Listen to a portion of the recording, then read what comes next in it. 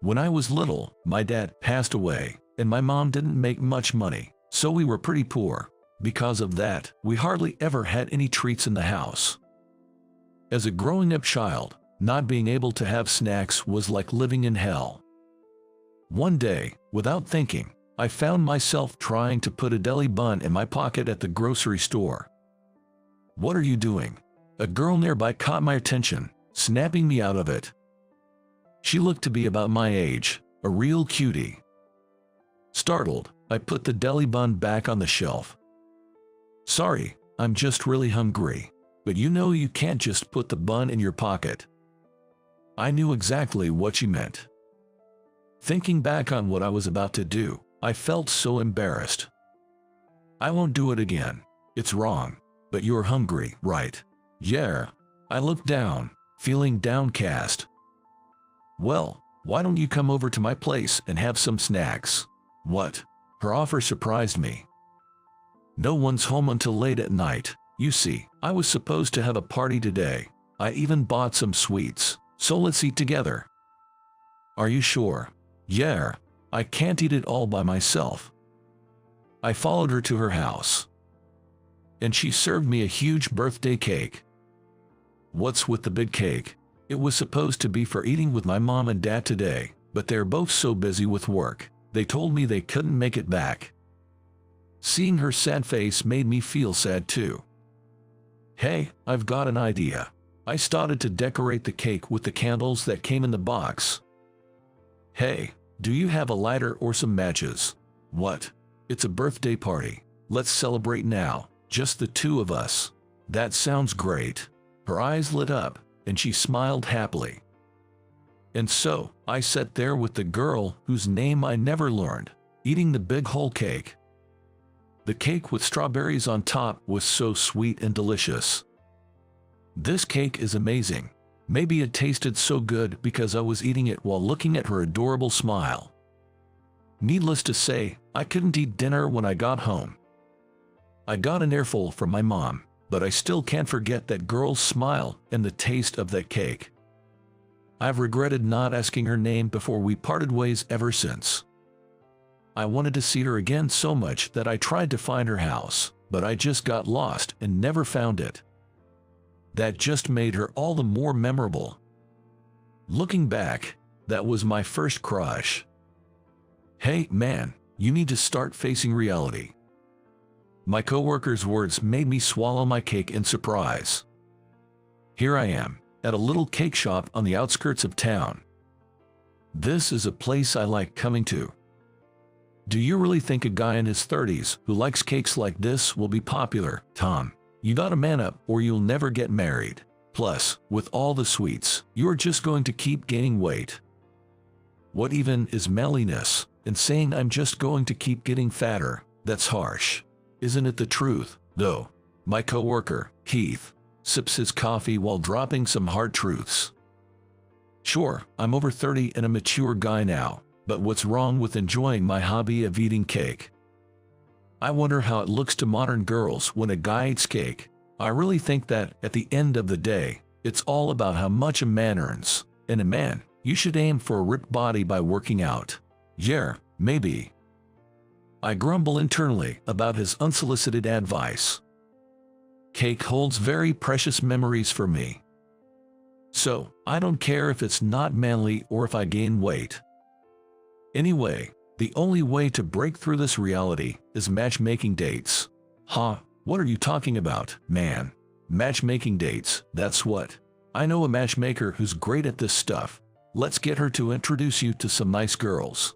Keith suggests matchmaking dates, but what does that have to do with manliness? Even someone unmanly like you might have a shot with a matchmaking date. Plus, it'll be a good chance for you to reevaluate yourself. What's that supposed to mean? Come on, do it as a favor for me, just once.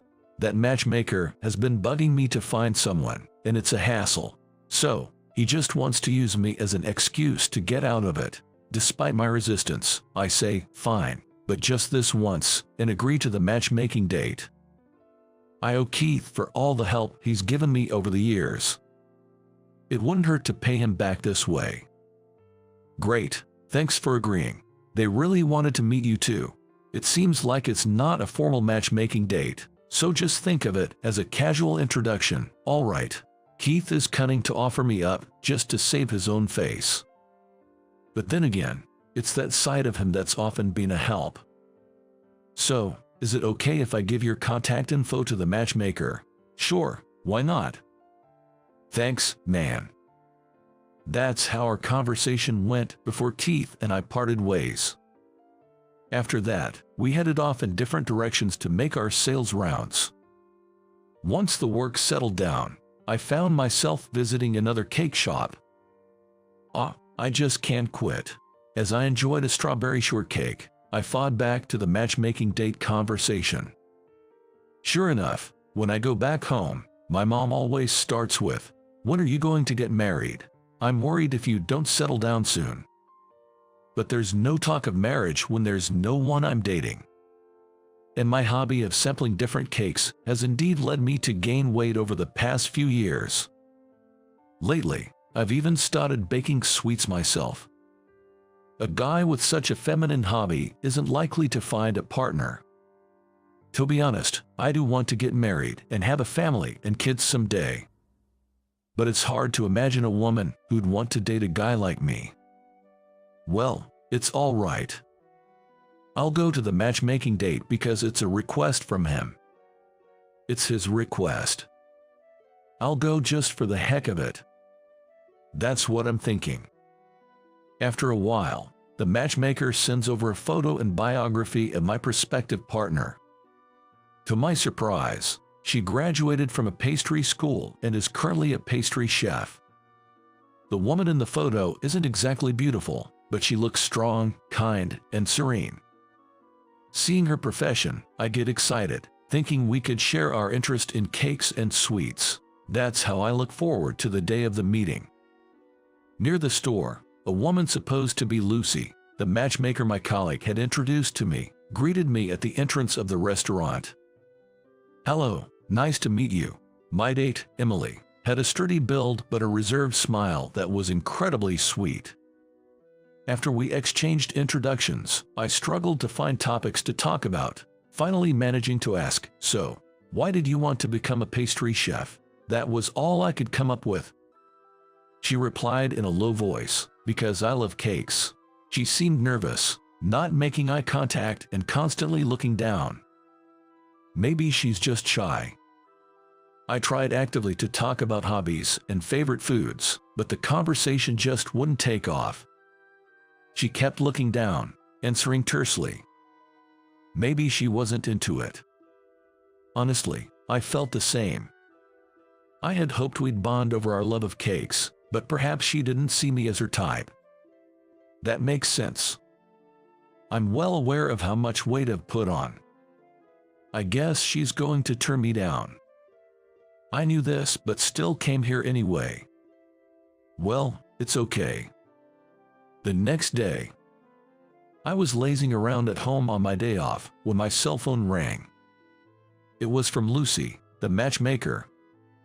"Thank you for yesterday. So, Emily wants to meet with you again, Tom. Can you find the time?" But she seemed disinterested. Lucy counted. She's the one asking for a second meeting, so maybe that's not the case.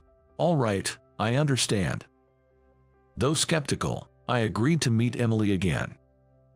Oh man, I hope we don't run out of things to talk about again. The day was perfect for a park meetup, sunny from the morning. At the appointed time, I went to the clock tower where we agreed to meet, and she was already there waiting. Just the two of us today, no Lucy. Can we actually talk this time? I felt an odd tension, my heart pounding since morning. As we sat on a bench with a view of the sea, she suddenly began to speak. "I'm sorry about the other day. I was so nervous, I couldn't talk properly. I wanted to apologize for that today," she said with an apologetic look. "Also, for not properly answering why I became a pastry chef. You see, it's actually because the boy I had a crush on wanted to eat delicious cakes." She smiled brightly as she replied. At her words, my heart nearly stopped. She continued, My parents both worked and often came home late. On my birthday when I was little, they couldn't make it back because of work, and I ended up sharing a birthday cake with a boy I met at a grocery store. He told me then, "The cake tastes better when I ate it with you." It was 20 years ago. Do you remember? It's been so long, you probably forgot. That was me, I managed to say, with a choked voice. Yes, I know. She smiled warmly. It took me a moment to understand what she was saying. Actually, I know Keith. He often told me about you, Tom, about your love for cakes, that the first whole cake you ever ate was a birthday cake for a girl you didn't know. When I heard your name, I realized you were that boy. I remembered your name from the name tag. On that day, she recognized my elementary school and name from my name tag, and had been thinking of coming to see me later, but it turned out she had to move away suddenly. Later on, she got to know me through a friend, Keith, and had been asking about me. So, this matchmaking meeting. Yes, I asked Keith and the matchmaker to set it up, insisting a bit, because I just had to see you again. I was lonely on my own, and thank you for having cake with me. I should be the one thanking you for speaking to me that day. Her words nearly brought tears to my eyes. I should be the one grateful for her having reached out to me. Yet, she thanked me. She said I was her first love. It made me so happy to know she had been thinking of me all this time. I brought a cake that I made today. Would you like to share it with me? Of course, I'd eat as many as you bring, even hundreds. I was too overjoyed to keep speaking.